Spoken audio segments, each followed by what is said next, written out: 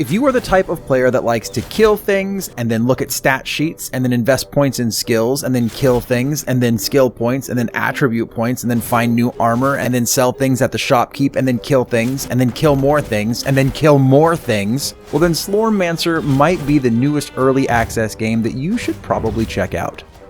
This is a 2D action RPG, kind of similar to Diablo, but different enough that we're not going to make a lot of those comparisons. Functionally, while it is a little bit like Diablo, it's almost like you took Diablo and then you mixed it with Dynasty Warriors and made this game that's an action RPG, but you're killing hordes and hordes of enemies at the same time, and you lack a little bit of the difficulty that you find in Diablo.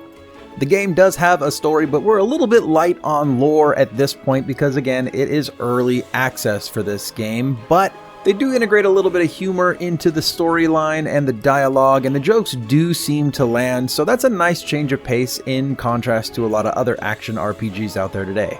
So let's take a whole chunk of time and let's talk about all of the different gameplay mechanics and systems in this game, because that's what makes an action RPG truly great. Here, though, you're going to want to pay some very close attention because this is where Slormancer has brought its A game, and I'm about to dump an entire truckload of information on you. Slormancer gives you the choice between 3 different classes, a knight, a mage, and a huntress. Now you can switch your classes at any time during the game when you're not in a dungeon, but these 3 different classes play a little bit differently. Most importantly, they all have unique sets of skills. The knight is low damage and high defense. The mage is a high damage, low defense. The huntress is similar to the mage but is more of a non-magical character, but those are the 3 classes that you get to choose from. Now, I did mention that there's skills that are unique between the 3 of them. There are over 200 skills total in the game, and each one is very unique. These skills are unlocked by leveling up each individual character. However, once you've leveled up and unlocked these skills, by using the skills, you'll be able to unlock the modifiers within that skill. Each tier of modification, which there are 8 for every single skill, has a choice of up to 4 different modifiers that you can select for that skill. So when you're playing a character, not only are you going to select which skill you want to play with to use as your attacks, but you also have to select the modifiers uniquely in them that you have unlocked so that you can fully customize your weapons the way that you want to play. The only drawback to the system that I found was you only get 2 slots for those primary skills, and therefore you only get to use 2 attacks at the same time. You do get a 3rd attack when you hit level 10. It's your specialization or your subclass type, and that assigns you one of 3 different attacks, but overall, I still wish there was more variation in what you could have equipped at any given time. As you fight enemies, you gain experience points, slorm, and gold coins. The gold coins can be used in town for various things like the primary shop.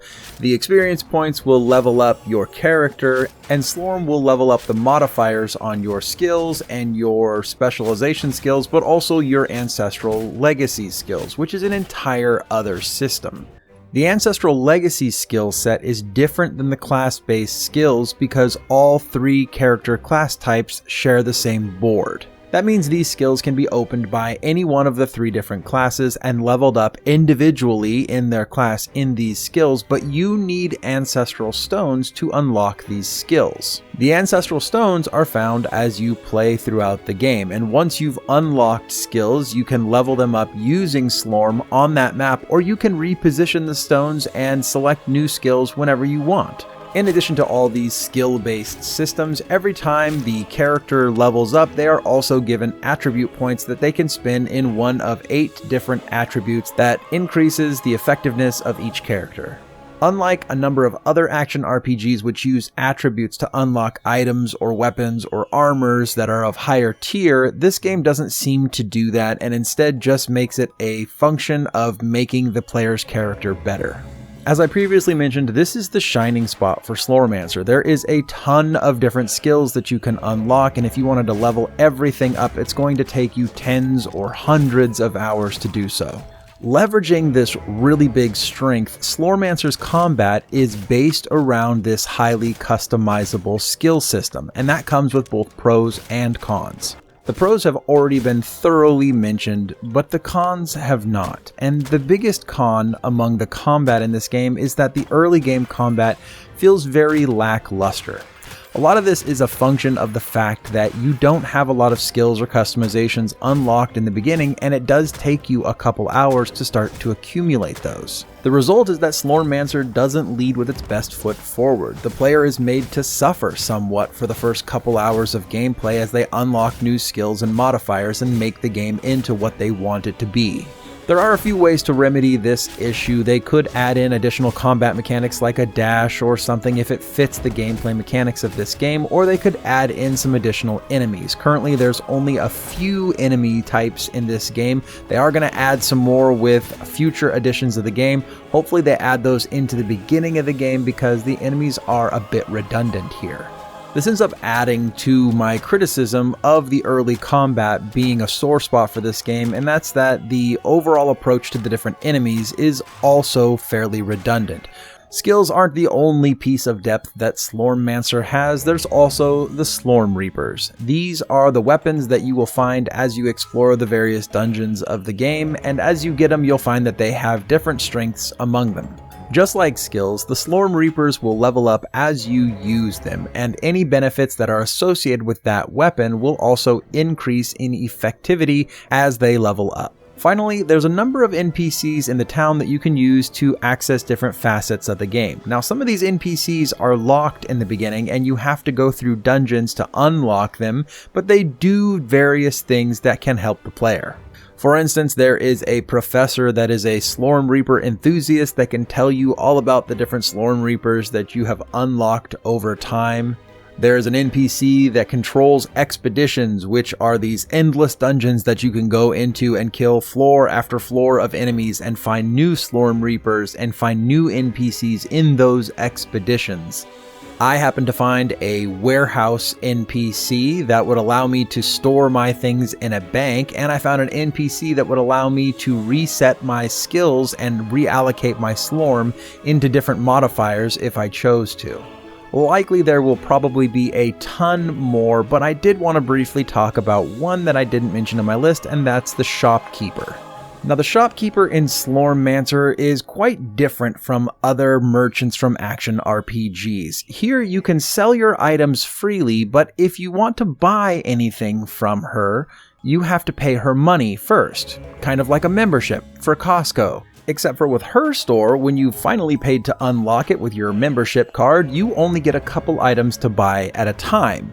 So it's really like shitty Costco.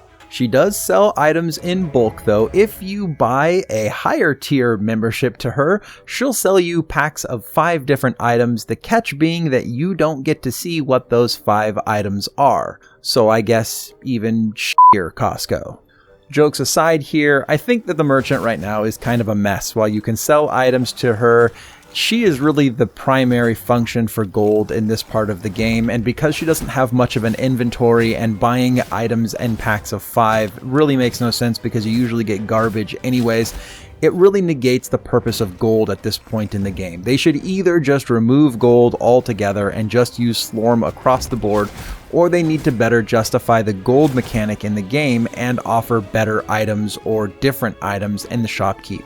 The developers here have made a very interesting choice for their game. I haven't seen an early access game launch with this premise yet, and that is quantity over quality.